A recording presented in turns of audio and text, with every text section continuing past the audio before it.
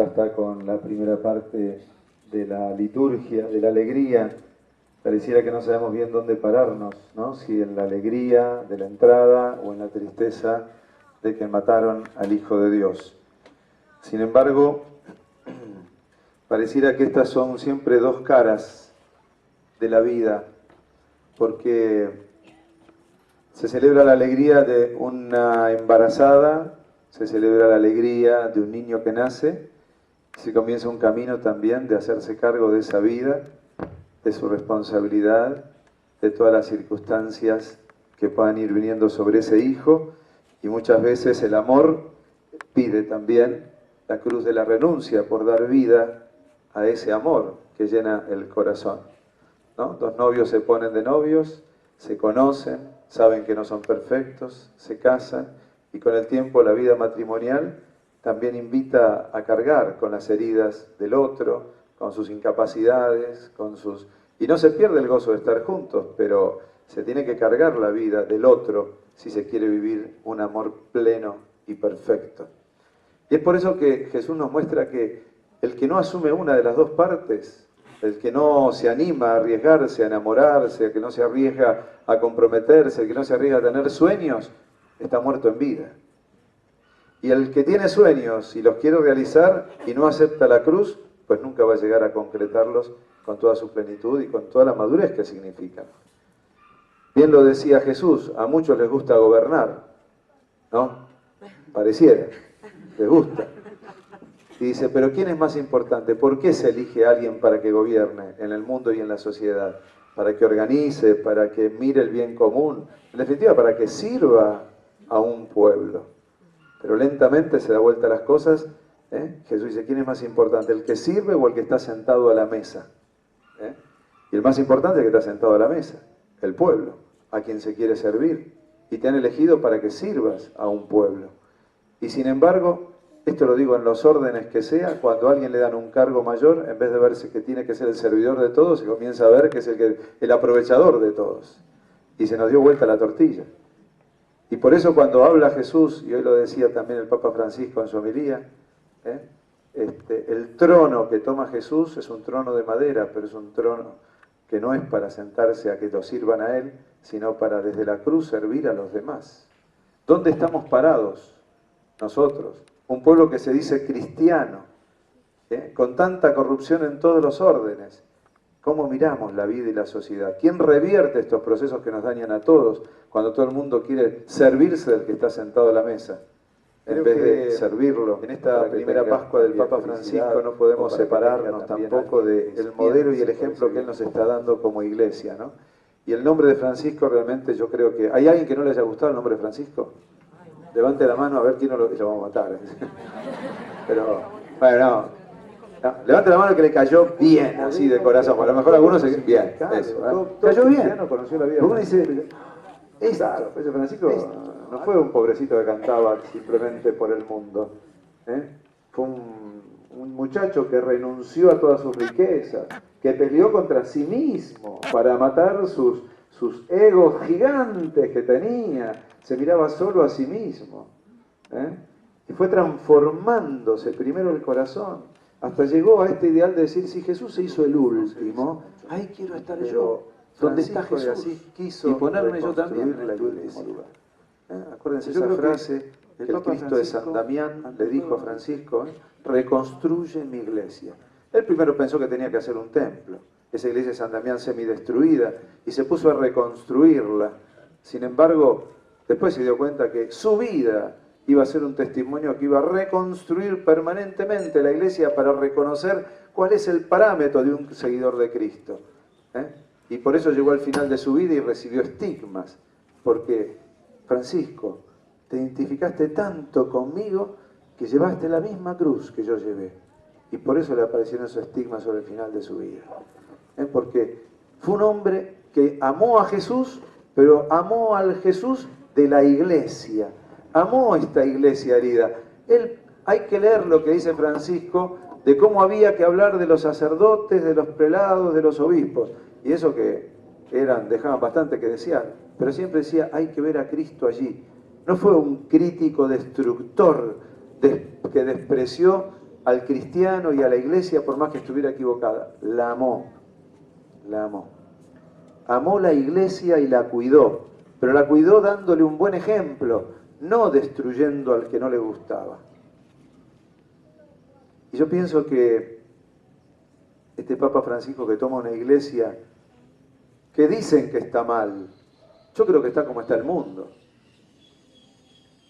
Porque al fin de cuentas, la iglesia es la única que se anima a reconocer sus errores. Dígame, ¿qué gobierno dijo tenemos pecados, hay prostitución, hay avidez por el dinero, tenemos corrupción interna? ¿Ustedes se enteraron de una institución que saliera a la luz y dijera, sí, tienen razón, la verdad vamos a tener que trabajar sobre esto? Y todo el mundo lo tapa. Al fin de cuentas dice, qué mal está la iglesia, pero es la única que lo reconoce públicamente. Se anima a quedarse desnuda como Jesús adelante de los demás. Todos los demás se esconden, tiran piedra, pero siguen, están peor, quizás, y hacen más daño, pero nadie dice nada, no sale en ningún diario, porque están todos comprados. Entonces, no seamos hipócritas. Es verdad que tenemos problemas, pero la verdad son los problemas que están en el mundo, son los problemas que están en las escuelas, son los problemas que están en las instituciones, son los problemas que tienen hoy día el mundo entero. Ahora sí, la iglesia quiere ser ejemplar también en decir, bueno, pero tenemos que ser también corregirnos según el Evangelio. Bueno, y el Papa con amor, creo que lo han elegido porque saben que es un hombre que ama a la iglesia y va a querer componer y sanar esta iglesia con amor de todas sus heridas.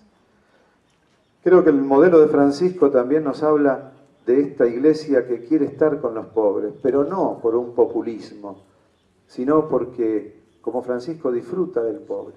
Yo esta semana estuve en Ciudad Oculta y una mujer me dice, el Papa almorzó en mi casa. Y yo, ¿ya le pusiste nylon a la sillita?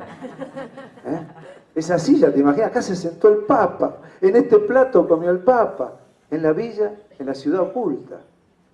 Digo, bueno, no lo hacía para que saquen fotos, nadie le sacó fotos. Disfrutó de verdad de que Dios está en el pueblo. Y esto nos llama a todos a decir, ¿sabes qué? En la abuela que jorobó tanto, ahí hay algo de Dios. En aquella vecina que nadie la conoce, que nadie la visita, hay algo de Dios escondido. En este lugar donde nadie va, porque todo el mundo va donde hay lucecita, colores, dinero, plata, lujo, pero allí donde está opaca la vida, ahí hay algo de Dios. Y yo creo que esta fue la gran conversión que vivió el Papa a medida que fue siendo cardenal de una iglesia grande, que fue escuchando y se fue dejando transformar, dando tiempo a esas cosas, con esos detalles tan simpáticos, ¿no? Del diariero de la mañana que lo llama, le dice, no voy a ir este domingo, ¿no? A buscar el diario. Bueno, pero un cardenal que baja a buscar el diario todas las mañanas, que se vincula con lo normal de la vida, me parece que nos está diciendo mucho a todos.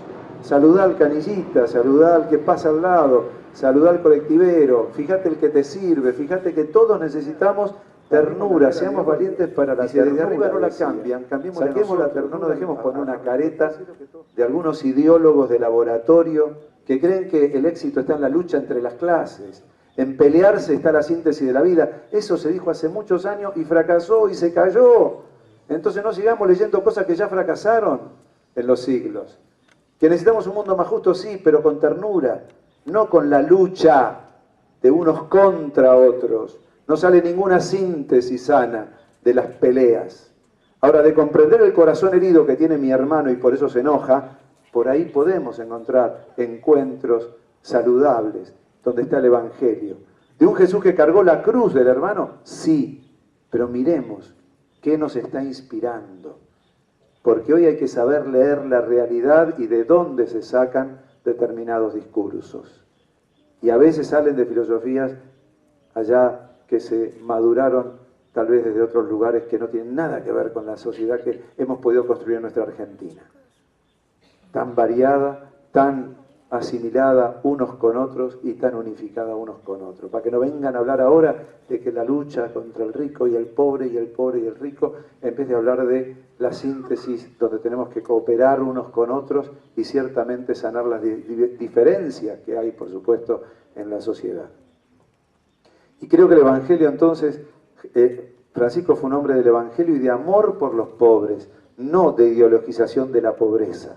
de un amor con el pobre que se sienta y disfruta el choripán, el mate o el camino recorrido a través de las zonas más necesitadas. Y creo que también el Papa Francisco nos está llamando con el grito de Dios para que cuidemos la naturaleza.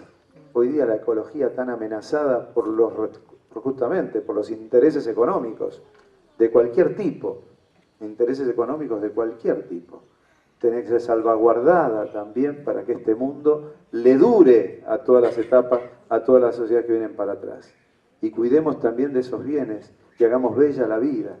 San Francisco no predicaba solamente por la ecología, amaba la naturaleza como su hermana, como aquella que lo cuidaba también a él y sobre la cual él se sabía cobijar, también viendo a la hermana agua que lo refrescaba y abrazando y mirando la hermana piedra en su firmeza y queriendo tener el carácter firme que tiene la piedra, y reconocía el lenguaje de Dios en la naturaleza que lo rodeaba. La hermana luna que por la noche le regalaba sueños, y hermano sol que era su ponchito quizás de todos los días, como le diríamos acá en Argentina. Y así también creo que el Papa Francisco nos da un programa también de mirar una iglesia y un Cristo que es el hombre de la paz.